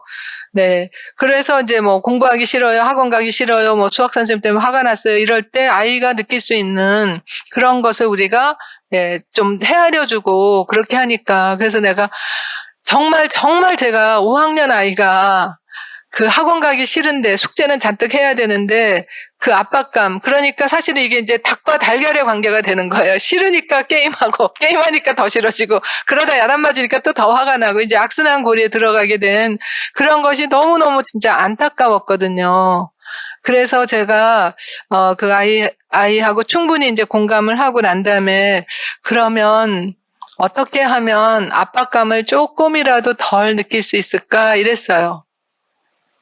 네, 근데 얘가 차분해지고 나니까, 그리고 그때까지 충분히 나한테 이렇게 공감을 받고 나니까 얘가 뭐라 그러냐면, 한숨을 푹 쉬면서, 그 숙제를 미리 하면 되죠, 그래요. 자기가 답을 말하는 거예요. 숙제를 미리 하면 압박감을 덜 갖겠죠, 그래요. 그래서 제가, 그거 참 좋은 생각이네, 예. 진짜로. 그랬더니 얘가 다시 한숨을 푹 쉬더니, 그러면 엄마한테도 덜 야단 맞겠죠. 그래요. 본인이 스스로 답을. 그래서 정말 그렇겠네. 예. 예, 그러고선 하여튼 결과적으로 얘가 어떻게 했냐 하면, 제가 이거 끝나고 나서, 내가 영어 자체를 싫어하는 것도 아니고, 단지 그 학원의 방식도 싫고, 숙제가 너무 많은 것도 그렇고, 그러니까 다른 방법으로 혹시 영어를 배울 수 있는 거를 한번 엄마랑 의논해 보면 어떨까 했더니 좋아요 이래요. 그래서 자기가 어떤 필리핀 선생님하고 이렇게 컨버세이션 하는 거를 매일 했대요. 그거는 좋대요. 그리고 그 선생님은 자기 얘기도 잘 들어주고 근데 제가 봐도 얘는 학원 체질이 아니에요. 네, 학원 체질이 아니고 얘가 좋아하는 거를 좋아할 수 있게 할 수 있는 거기다 얘가 좀 한 박자 늦는 애인데 학원에서는 막 몰아치니까 그리고 경쟁을 붙이고 이러니까 얘한테는 정말 안 맞았거든요. 그래서 제가 이제 그러면 그거에 대해서 우리가 한번 엄마하고 같이 상의해 보면 어떨까 이래가지고 얘가 그 이렇게 외국 선생님하고 1대1로 하는 걸로 바꿨어요. 공부하는 방식을. 그리고 지금은 아주 공부도 잘하고 또 그 게임하는 시간도 대폭 줄였어요. 저랑 어떻게 했냐면 이제 물론 첫날은 거기까지만 했지만 두 번째, 세 번째 이렇게 와가지고 그러면서 제가 이랬어요. 2시간 게임하면 2시간 뭔가를 하는 걸로. 네, 그러니까 뭐라도 좋으니까 뭐 운동을 하던 책을 보던 음악을 듣던 뭐를 해도 좋으니까 2시간 게임하고 나면 그것이 이제 눈에도 좋고 뇌에도 좋고 이제 이런 얘기 하고 나니까 그래서 제가 그렇게 바꾸더니 점점 그 게임하는 시간을 훨씬 줄여가지고 그리고 그 사이에 많이 이제 다른 걸 해서 얘가 몸도 많이 슬림해졌어요. 몸이 슬림해지면서 또 성장기도 됐지만 어쨌든 키도 크면서 예, 여러 가지 자기 그 정체성, 예, 자기 모습에 대해서도 예, 그러면서 얘가 하루는 와서 그래요. 자기가 게임하면서 그 욕이 많이 늘었대요. 그러니까 거기서 게임에서 강한 욕을 해야지 무시를 안 당하기 때문에 얘가 굉장히 순한 애인데 정말 얘는 순둥이에도 한 박자 늦는 애인데 게임 안에서는 정말 심한 욕을 많이 했는데 그런데 저랑 같이 이렇게 만나서 얘기를 듣고 자기가 좋아하는 거 찾고 이렇게 하면서 어느 날 그 욕을 들었는데 화가 확 나더라는 거죠. 그래서 보통 때 같으면 거의 반사적으로 그보다 더 센 욕을 했을 텐데 자기가 심장호흡하고 한 박자 쉬고 난 다음에 내가 화가 났구나.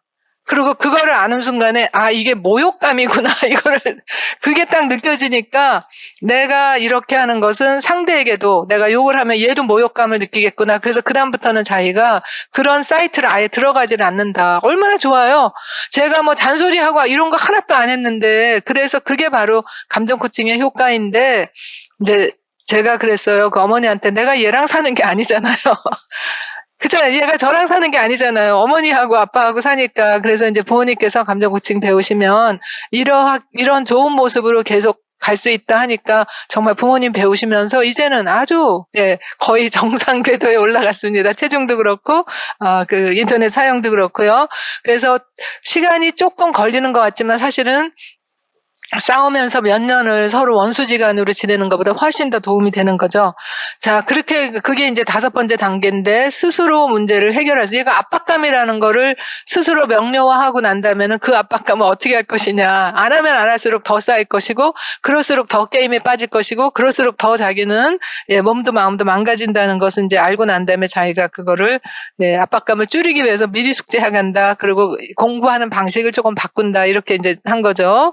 그래서 이것은 쌍방적이고 양보 타협 선택으로 하는 거지 일방적으로 밀어붙여서는 안 됩니다. 어떻게 하면 좋을까? 네 생각은 어때? 선생님이 제안해 볼까? 엄마 생각은 이런데 이런 식으로 우리가 양보 타협 이렇게 해서 감정 코칭 배운 아이들이 또래 관계가 좋은 거예요.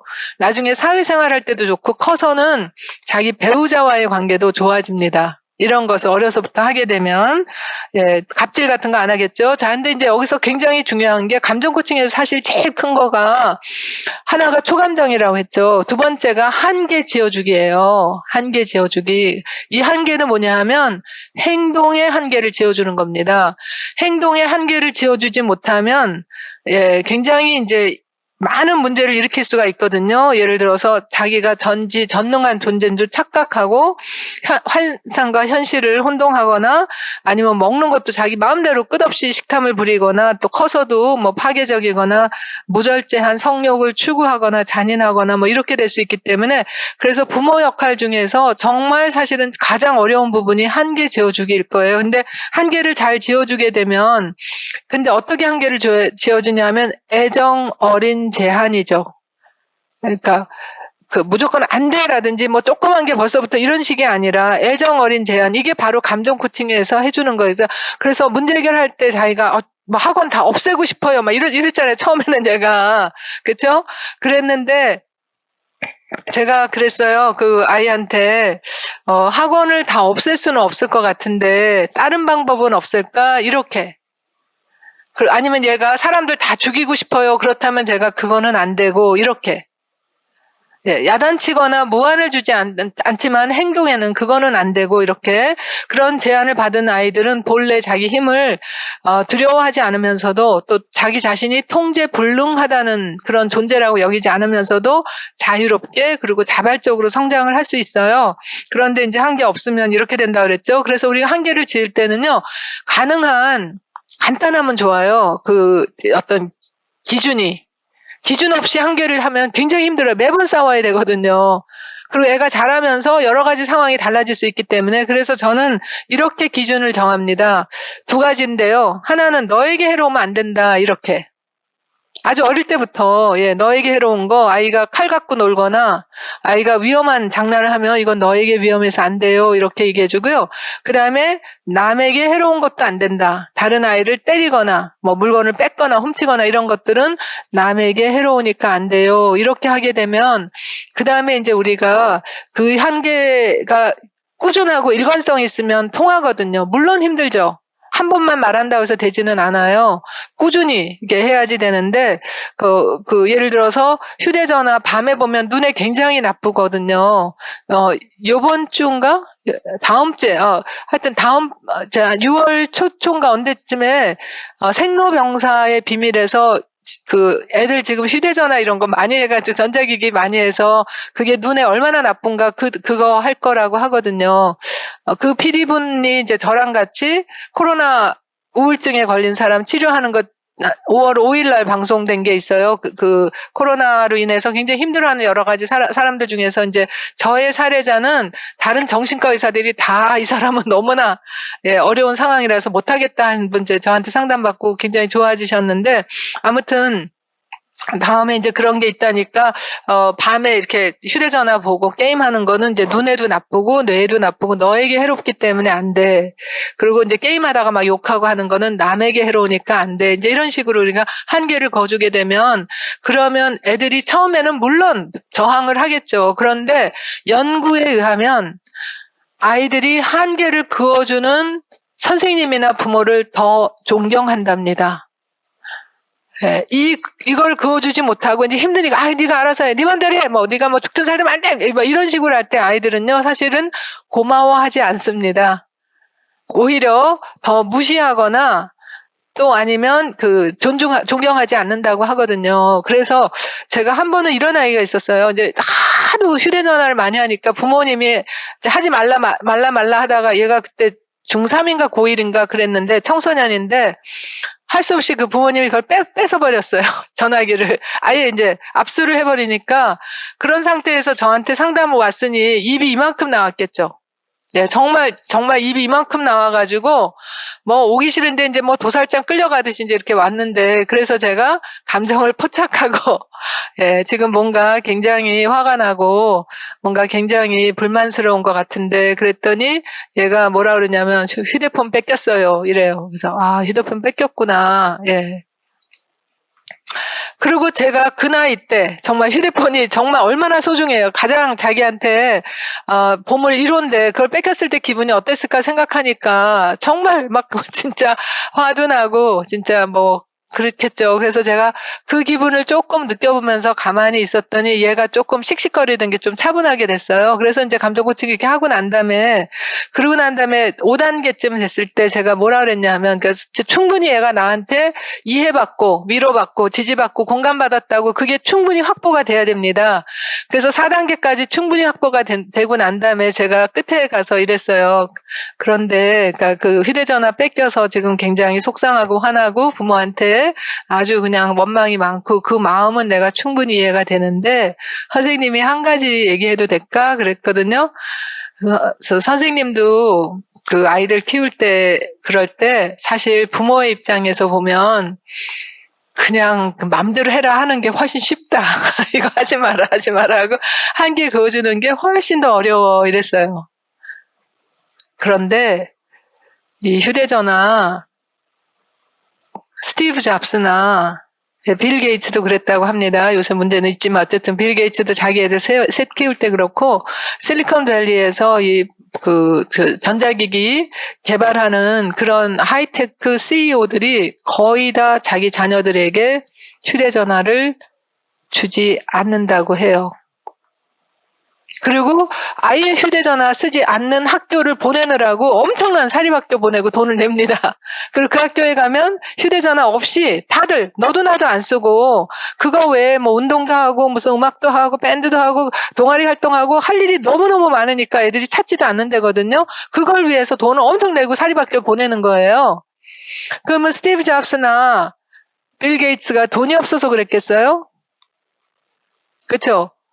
그런데 그걸 하는 이유가 대부분의 게임들이 너무나 중독성이 많고 자기네가 중독성을 더 중독성을 더 빨리 더 깊게 갖도록 프로그램을 개발하기 때문에 자기네가 알기 때문에 자기네 애들한테 안 주는 거예요.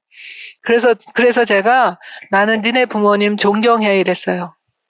그 어려운 거를 그렇잖아요? 싸워가면서 그리고 그것도 안 되니까 결국은 저한테 상담까지 이렇게 오는 거잖아요. 얼마나 너를 사랑하면 얼마나 그러면 그 어려운 일을 하시겠니? 제가 딱 그 말을 했어요. 그랬는데 나중에 그 어머니께서 그 다음번에 오셔가지고 박사님 우리 아들한테 최면술 거셨어요. 그래.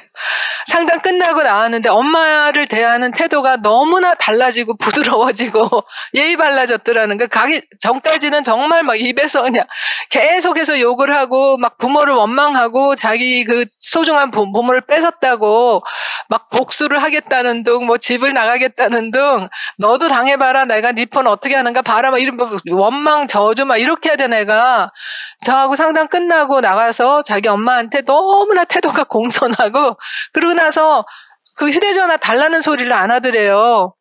그래서 진짜 이상했대. 정말 선생님이 최면술 걸었나 그랬는데 하도 이상해서 물어봤더니 너 휴대전화 없어도 돼? 그랬더니 나 엄마 아빠 존경해요 이러더래요.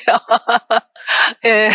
그래서 도대체 뭐라고 그러셨어요. 그래서 제가 그게 처음부터 제가 빌 게이츠 얘기했으면 얘가 귓등으로 듣지도 않았을 거예요. 근데 먼저 그걸 뺏겼을 때 얼마나 화가 나고 얼마나 진짜 허전하고 막 그랬을까를 먼저 공감을 충분히 하고 대화를 하고 그러고 난 다음에 이제 해야지 우리가 한계를 지어줘도 아이들이 먹힙니다. 네, 걔는 이제 지금 정말 휴대전화 끊고 이제 대학도 잘 가서 지금 정말 잘 지내고 있습니다. 자, 그래서 이제 마지막으로 제가 말씀드리는 게, 자, 이런 걸 하려면 아이와 가족 전체가 긍정적 마인드세트를 가져야 돼요. 그리고 그다음에 휴대전화 하는 대신에 다른 놀이를 많이 우리가 레파토리를 만들어 놓고 공부도 놀이처럼 하고 놀이도 진짜 놀이로 하고 놀이로 공부를 할 수 있고 공부도 놀이로 하고 이렇게 되게 되면 아이들이 이렇게 휴대전화라든지 이런 거에 저항하고 거부하고 하는 걸 훨씬 줄일 수 있거든요. 자, 놀이의 효과는요. 저는 정말 상담실에서도 놀이를 정말 많이 하지만 그리고 부모님들한테도 가르쳐드리고 선생님들한테도 가르쳐드리고 또 저한테 상담 훈련을 받으시는 분들은 적어도 놀이 레파토리를 10가지 정도는 확고하게 갖고 있습니다. 저는 뭐 몇백 가지 알고 있고요. 일부러 놀이를 배우러 제가 외국에 워크숍도 엄청나게 많이 다니고 그럽니다. 놀이의 효과는 신뢰를 형성할 수 있어요. 그리고 긍정적이고 친사회적인 태도를 가질 수 있고요. 즉각성, 바로바로 우리가 놀이는 뭐 먼 훗날이 아니에요. 바로 이 자리에서 벌어지거든요. 그리고 언어 감각으로 우리가 언어적으로도 격려, 공감, 이해, 놀이하면서 우리가 계속 상담을 하는 거예요. 사실은 되게 놀이할 때 초등학교 한 3학년 이런 애들은 자기가 지면 사기치지 마요 이래요, 저보고. 근데 그럴 때 제가 그 말에 대해서 제가 막 교정해주고 하지 않아요. 그러면서 제가 이제 또 잘 패가 안 나오거나 게임이 안 될 때, 속상하네, 잘 안 되네, 이러면 끝날 때쯤 되면 얘가 내 말 똑같이 따라해요. 잘 안 되네, 잘 안 나오네. 그러면서 이제 언어도 순화하고, 그리고 잘 안 될 때, 아이고, 속상하겠네, 좋다, 이러면서 감정 공감이 많이 되죠. 그러니까 연결이 되고, 그게 이제 모델링이죠. 그래서 놀이할 때는 놀아주는 것이 아니라 정말 놀아야 됩니다. 그래서 저는 놀기 위해서 어떻게 하냐 하면 제가 잘하는 거 많잖아요. 예를 들어서 영어로 게임하면 제가 이기는 거 당연하잖아요. 그렇죠? 그렇기 때문에 핸디캡을 줘요. 핸디캡을 준다는 건 뭐냐 하면 예를 들어서 무슨 스크래블 게임이라는 것도 있고 보글 게임이라는 것도 있는데 서로 100점 누가 먼저 하나 한다면 얘 그 수준에 따라서 얘한테 50점을 먼저 주고 시작해요. 저는 0점부터 시작하고. 잘하면 이제 30점 주고 20점 주고 이렇게 하면서 그래서 똑같은 상황에서 우리가 같이 정말 열심히 해야지 그게 이제 진짜 놀이할 때 정말 자기의 본래 모습이 나오거든요. 원래 모습. 어른도 천진난만한. 그래서 저는 뭐 놀이는 학문적으로도 정말 좋다는 거. 그리고 참여하고 양심과 도덕성을 키울 수 있고요. 되게 놀이하면서도 뭐 여러 가지 속임수를 쓰는데 이제 그런 것도 우리가 놀면서 이렇게 가르쳐 드릴 수도 있고 이기고 질 수 있는 그때 스포츠맨십도 배우고 해로운 방지와 최소화도 배우고 어쨌든 동기부여도 되고 하여튼 여러 가지 놀이 효과가 있습니다. 그래서 이런 것이 바로 지난 우리가 100년 동안의 교육이 IQ 중심이었다면 앞으로 100년은 EQ 중심일 거예요. 그리고 그것이 훨씬 더 큰 영향을 미친다는 것, 특히 창의력과 관계와 감정 조절에. 그래서 EQ를 키우는 제일 좋은 방법이 감정 코칭이라는 거고요. IQ로서 우리가 특정할 수 있는 건 뇌의 한 5%밖에 안 된다고 합니다. 95% 정도가. 그리고 아이들이 사랑하는 것도 배우지만 잘 노는 것도 배워야 돼요. 사실 잘 노는 사람이 잘 살고 또 행복하고 그리고 규칙도 잘 지키고 서로 상대도 배려하고 협동심도 갖고 그렇거든요. 그래서 우리가 사랑한다는 것이 공감, 위로, 이해, 배려, 소통, 감사, 효도, 존중, 경청 이런 것들이 다 사실 감정 코칭을 통해서 어릴 때부터 아이들이 배울 수 있는 그런 능력이고 힘입니다. 그래서 끝으로 제가 놀이 기반이 또 놀이를 통해서 우리가 이기기도 하고 지기도 하면서 이 회복 탄력성도 크고요. 그다음에 놀 때 아이들이 불안감에서도 벗어나고 우울감에서도 벗어난다고 하거든요. 그런 놀이의 효과가 굉장히 많으니까 또 놀이 학원 이런 데 가지 마시고요. 여러분들께서 어렸을 때 재밌게 놀았던 공기도 괜찮고 아빠들이라면 제기차기나 어떤 것도 괜찮습니다. 그래서 그런 놀이를 하나씩 하고 아이랑 같이 하게 되면 그러면 정말 여러분들의 관계도 회복이 되고 소통도 되고 하는데 제가 지금 그 사이트를 지금 이름은 확실하게 생각이 안 나는데 어떤 그 굉장히 큰 주요 방송사 기자를 하시던 분인데 이제 저랑 몇 해 동안 여러 가지 일로 취재도 많이 하고 그러셨어요. 그분이 최근에 또 다른 대기업에 있던 어떤 그 후배하고 같이 그 아빠들이 그 주에 아이하고 그 아이의 연령에 따라서 어떤 걸 같이 활동하고 놀고 참여할 수 있는가를 그 아이디어를 제공해주는 어떤 그런 사이트를 만들었습니다. 그래서 제가 지금 그 사이트 이름은 기억이 안 나는데 그 기자 이름이 알려줘도 되나요? 이거는 저하고 뭐 전혀 금전적으로는 무관한데 어쨌든 하여튼 그런 사이트가 있는데 그분 이름이 이병희 기자예요.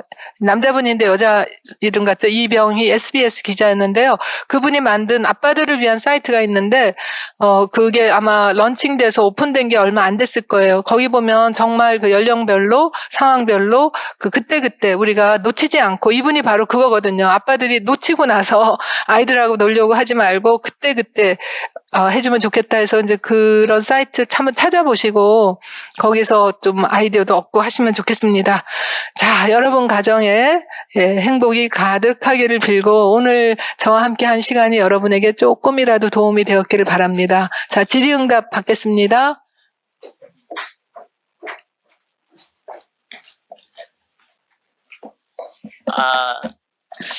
일단 멋진 강연해주신 최성희 박사님에게 다시 한번 큰 박수 부탁드리겠습니다. 감사합니다. 네, 저는 정말 개인적으로 너무 영광스러운 순간인 것 같아요. 책으로만 뵀던 박사님을 눈앞에서 강의를 듣다니 너무 감사드리고요. 제가 새 아이의 엄마거든요. 그런데 가서 놀아, 형아랑 누나랑 놀아, 그렇게 많이 얘기를 했었는데 오늘 집에 가서는 같이 신나게 한번 놀아봐야겠다는 생각이 드는 시간이었습니다. 이번 시간은 이제 훌륭한 강사님 모시고 학부모님들의 고민에 대한 해법을 함께 찾아보는 시간인데요. 먼저 사전 설문조사를 통해 주셨던 질문들 중에서 몇 가지를 선정한 다음에 질문 다시 드리도록 하겠습니다. 어떤 질문 있었죠? 네, 첫 번째 질문은요.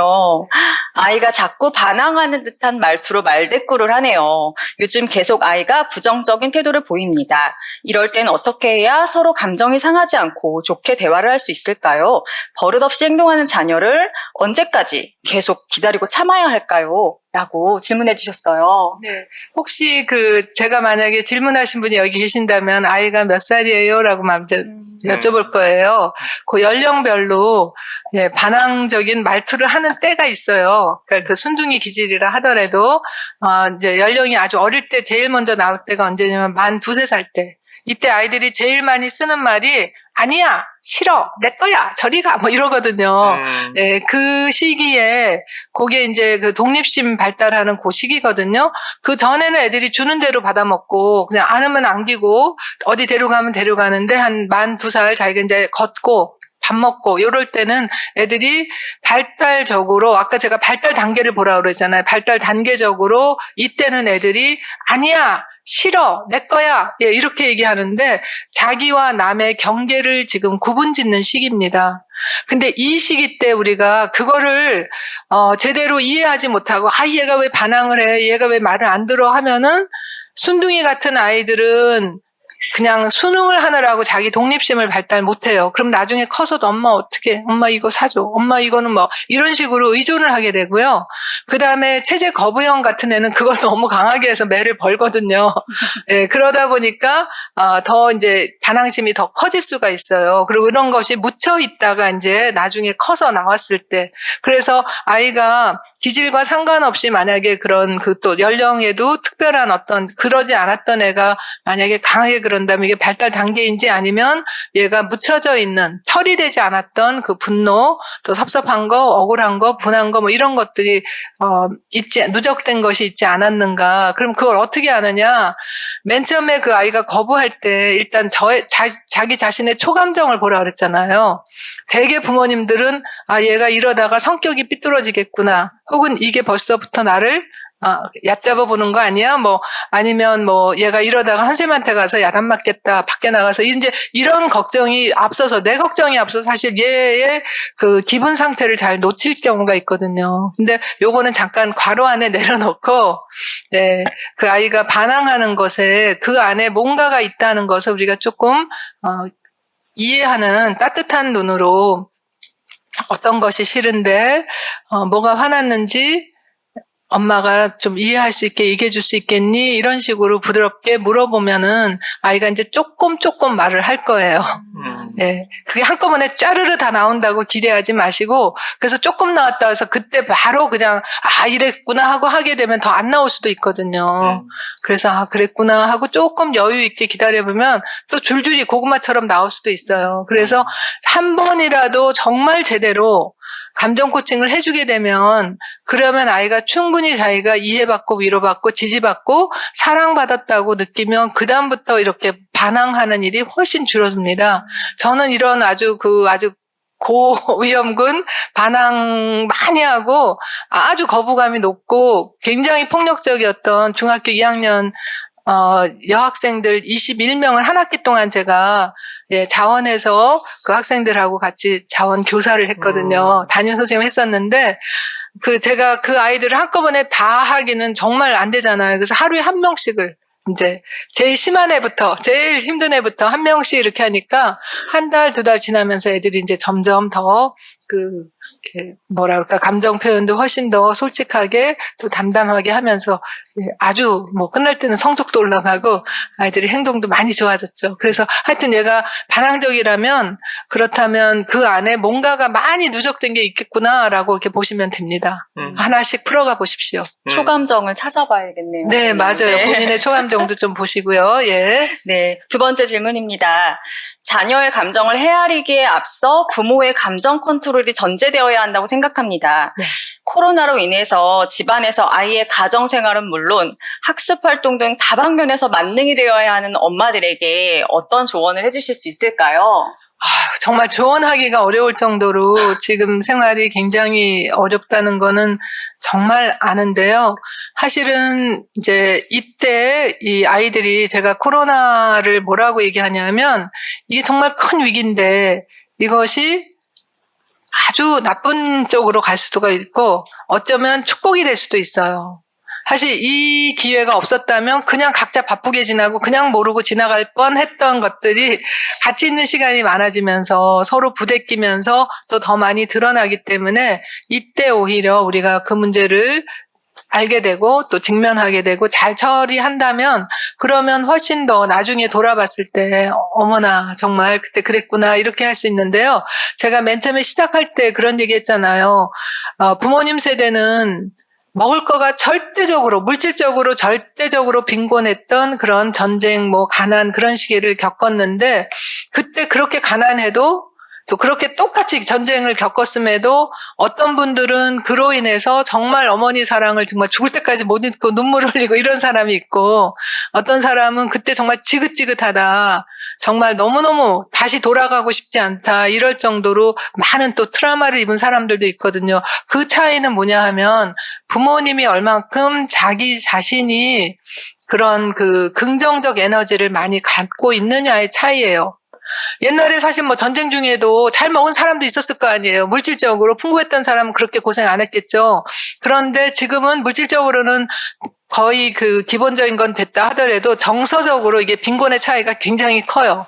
빈부의 차이가. 그래서 제가 오직하면 정서적 금수저와 정서적 흑수저. 책도 냈잖아요. 근데 정서적 금수저가 되는 것은 부모님한테 물려받지 않아도 우리가 얼마든지 매일매일 정서적으로 긍정성을 키워나갑니다. 그래서 제가 아주 구체적인 예를 들어드릴게요. 우리 부부가 하는 거예요. 제가 다른 데서도 많이 말씀드렸지만 저희 부부도 엄청 바쁘거든요. 그렇지만 우리가 매일 아침에 일어나면 저희 남편이 저보다 좀 먼저 일어나는데 먼저 일어난 사람이 아무튼 20초 동안 굿모닝 그러면서 20초 손이나 발을 주물러 줍니다. 20분이 아니에요. 20초. 근데 굉장히 기분 좋게 일어나요. 그러고 난 다음에 헤어질 때 지금도 조금 아까 우리 헤어질 때 6초 동안 포옹합니다. 잘 다녀와요. 이렇게. 6초. 왜 6초냐 하면 이거는 가트맨 박사님한테 배운 건데 6초 정도 해야지 연결 호르몬이 나오기 시작한대요.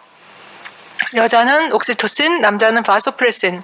그래서 연결 호르몬이 한번 나오면 헤어지고 나서도 마음이 훈훈하고 연결이 된 것 같거든요. 그래서 오면서 이제 문자 한번 더 보내고 아니면 전화하고, 그리고 난 다음에 저녁 때 다시 만나면, 시간 여유가 있으니까 한 10초 정도 포옹을 합니다. How was your day? 오늘 하루 어땠어요? 그냥 그 정도. How was your day? 아니면 뭐 교통은 어땠는지 10초 포옹하고 그러고 난 다음에 밥 먹고 조금 시간이 있으면 이제 제가 주로 이제 아침에 늦게 일어났으니까 의자 붙여서 30초 손이나 발을 주물러 줍니다. 예, 뭐 텔레비 보면서 아니면 산책하면서 아니면 걸으면서 이렇게 다 합쳐봤자 1, 2분밖에 안 되는데 그 시간 없다고 할 수는 없을 거예요. 그러나 이렇게 하는 것이 긍정성을 쌓는 거거든요. 그리고 여기서 긍정성을, 그러니까 관계의 긍정성을 쌓는 거죠. 그러니까 큰 소리 낼 일이 별로 없어요. 그리고 유대감이 있고, 친밀감이 있고 하니까, 더 긍정성이 더 쌓이겠죠. 그 다음에 제가 혼자서 하는 긍정성 쌓는 게 있어요. 여러분도 하시면 이건 과학적으로 효과가 검증된 건데요. 저는 아침에 눈 뜨면 아무리 적어도 15분 정도, 그냥 눈 뜬 상태에서도 괜찮아요. 15분은 조금 뭐 시간 여유가 있으면 한 30분 정도를 제가 오늘 만날 사람들을 미리 다 고마움을 느껴요. 상담 못 사람이면 누군지 몰라도 일단 저를 믿고 와주니까 고맙고, 오늘 여기 이렇게 저를 초대해 주신 분들, 또 그 다음에 그 미리 그 질문 다 작성해 주신 분들, 여기 어려운 상황에서 마스크까지 끼고 이 수업을 들어주시는 분들, 집에서 다른 바쁜 일 다 놓고도 줌으로 이거 들으시는 그런 모든 분들에게 제가 미리 고마움을 충분히 느끼잖아요. 그리고 어떻게 조금이라도 도움이 될까 이런 마음을 갖고, 근데 회복 탄력성 연구에 하면 15분 동안 제가 그렇게 고마움을 느끼는 동안에 제 몸이 활력 에너지로 충전이 됩니다. 활력 에너지로 충전이 되는데 그 충전된 양이 언제까지 가냐? 대략 10시간 내 몸 안에 머문대요. 왜냐하면 호르몬은 이 반감기가 굉장히 이렇게 늦거든요. 그래서 DHA라는 활력 호르몬이 10시간 동안, 그러니까 10시간은 저는 마치 휴대전화 10시간 충전하고 나간 거나 마찬가지예요. 그리고 집에 가고 저녁 때 다 끝나면, 그러면 또 제가 한 짧으면 15분, 뭐 길면 30분 정도 오늘 내가 만났던 모든 분들에게 진짜 고마움을 느끼고, 정말 여러분들에게도 고맙고, 그리고 뭐 저를 전철역까지 태워준 우리 남편한테도 고맙고, 제가 없는 동안에 전화 받아주고 뭐 하는 그런 직원들, 제가 고마움을 충분히 느끼잖아요. 그 사이에 오늘 썼던 에너지가 다시 충전이 됩니다. 10시간 정도. 그러면 저는 24시간이 풀 가동이 돼도 에너지가 이렇게 잠잘 때도 푹 잘 자고, 그것에 가장 두드러진 드러나는 효과가 바로 피부가 고와지는 거예요. 그래서 많은 사람들이 뭐 무슨 화장품 쓰냐 그러는데, 전 진짜 집에서는 화장 거의 안 하고 베이비 로션 정도 바르는데, 아무튼 여러분도 그렇게 하는 것이 매일 조금씩 하게 되면 매일 긍정성이 쌓이게 돼요. 그러고 나서 여러분이 만약에 정말 지금 배우자든 아이하고는 너무너무 사이가 안 좋으면, 그냥 한마디로 굿모닝 이걸로 안 된다, 왜 이래 막 이러고 만약에 싫어한다면, 그 정도로 관계가 나쁘다면, 배우자든 아이든 장점을 50가지만 적어줘 보세요. 그건 한 번만 하면 돼. 매일 안 해도 돼요. 그냥 50가지 적어서, 근데 그것도 안 떠오르면 자기 장점부터 쓰시고, 자기 장점도 떠오르지 않으면 제일 큰 거 3개 쓰고, 그 다음에 7개, 그 다음에 10개, 그러면 이제 줄줄 나오니까 20개, 10개 이렇게 해갖고, 자기 거 쓰고 나면 좀 더 이렇게, 긍정성이 생기거든요. 그러고 나면 배우자, 자녀, 3분이면 자녀 셋 다 장점을 쓰셔가지고, 그것을 많이 복사해서, 한 20장쯤 복사해서 냉장고 문에도 붙여놓고, 식탁에도 이렇게 깔아놓고, 현관문에도 붙여놓고, 볼 때마다 긍정심이 쌓이게 되거든요.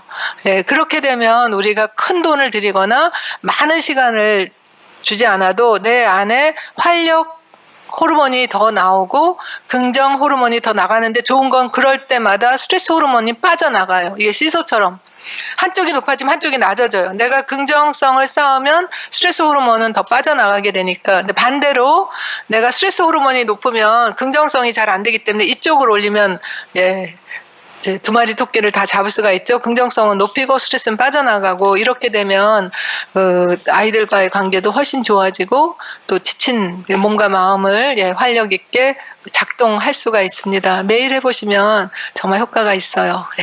일단 그 박사님 말씀해 주시는 과정에서 사실 단 한 번도 쉬지 않으시고 물 한 모금 드시지 않고 강연해 주시는 것만으로도 먼저 저는 감사하다는 말씀을 꼭 좀 드리고 싶고요. 제가 한 두 가지만 유튜브 네. 채팅창에 있는 글을 좀 읽어 드릴 테니까 네. 물 잠시만 드시면 어떨까라는 생각을 좋습니다. 네. 네, 계속 한 번도 쉬지도 않으셔서 아, 북앤헤비트라는 분께서는 박사님 목소리 자체에 힘이 있으신 것 같아요. 좋은 에너지를 듬뿍 받고 충전되었습니다. 라고 말씀해 주신 분도 계셨고요. 아진아리님께서는 아이를 다그치기 전에 나를 먼저 돌아보는 부모가 되어야겠다는 생각이 듭니다. 좋은 강의 감사합니다. 라고도 말씀해 주시는데 마치 제가 강연한 것처럼 되게 많이 마음이 따뜻해졌고요. 마지막 질문 저기 선생님이 드리고 진행하도록 하겠습니다. 마지막 질문입니다. 저희 아이는 속마음이나 감정을 잘 이야기하지 않습니다. 이것저것 물어보면 귀찮아하고 짜증만 냅니다. 그래서 아이 감정을 잘 모르겠습니다. 이럴 땐 제가 어떻게 해야 할까요? 네. 라고. 제가 이제 이런 질문을 받으면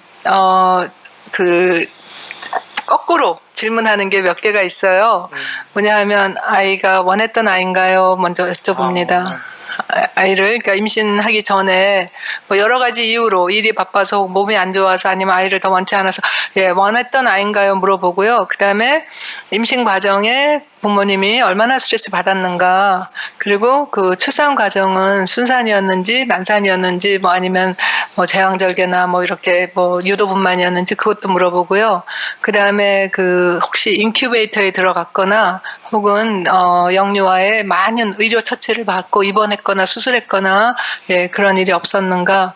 그리고 영유아기 특히 만 2세까지 누가 주로 키워줬는가, 그리고 양육자가 갑자기 바뀌거나 자주 바뀌지 않았는가, 그리고 부부 사이가 어떤가, 그런 것들을 기본적으로 여쭤봅니다. 왜 그러냐 하면 이런 것들이 지금 제가 여쭙는 거에 하나하나 추가될수록 아이가 받았을 트라우마도 굉장히 크지만 그 다음에 점점 그 엄마든 아빠든 부모와 그 유대감이 점점 희박해지고 단절감이 생기고 거리감이 생기면 그 다음에 말 안 하거든요.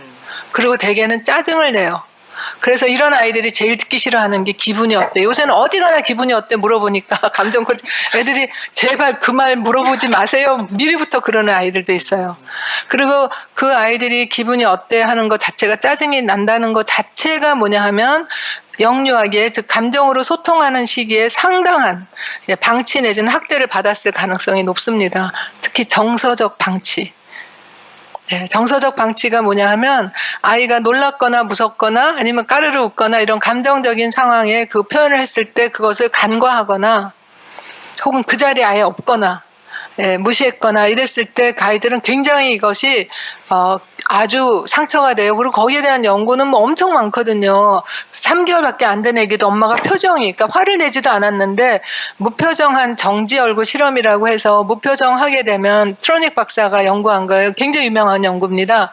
3개월, 4개월밖에 안 된 애기도 엄마가 놀다가 그냥 이렇게 그냥 아무 무표정하게 쳐다만 봐도 아이들이 깜짝 놀라요. 처음에는. 눈이 동그래져요. 아까 그렇게 깐난하기도. 그러다가, 그 다음에는, 이게 뭐지? 하는 막 그런, 막 당황스러운 표정을 막 보여요. 그러고 난 다음에 3, 4개월 되니까 엄마 왜 그래? 이게 물어보지 못하잖아요. 그러니까 막 손을 막 뻗고 발로 차고 막 이러면서 지금 이거를 어떻게 엄마의 반응을 끌어내려고 막 하는데 그래도 계속해서 실험이니까 엄마가 무표정하면 그 다음에 애가요. 막 짜증내고 울다가 고개를 돌려버려요. 거리를 두는데 그때까지의 아이가 상당한 그 심리적으로, 신체적으로, 이렇게 스트레스를 받거든요.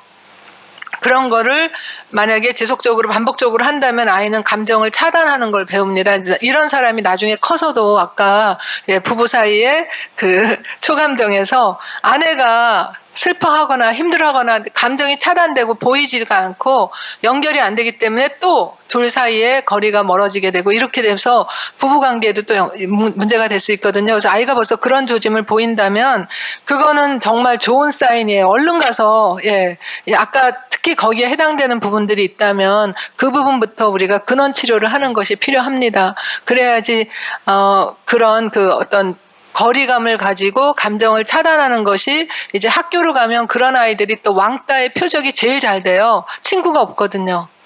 예, 그리고 왕따나 그런 표적이 잘 되고 그러면 학교가 재미가 없고 학교를 안 가려고 그러고 학습을 못하고 학교 그만두게 되고 이게 이제 막 연쇄고리로 도미노처럼 연결이 돼가지고 그래서 우리가 지금 빨리 발견됐다면 얼른 전문가한테 도움을 받는 것이 필요합니다. 네.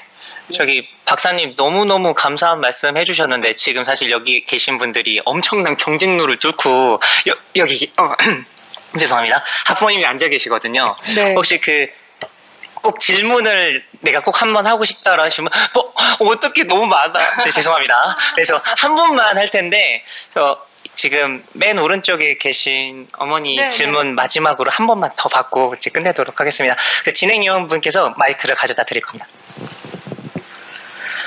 저는 저와 아이의 문제가 아니고요. 네. 이제 아이가 아빠랑 저와 대하는 행동과 말투가 달라요. 많이 달라서 그게 항상 둘이 트러블이 있으면 저를 중간에 껴서 저를 중재자로 놓거든요.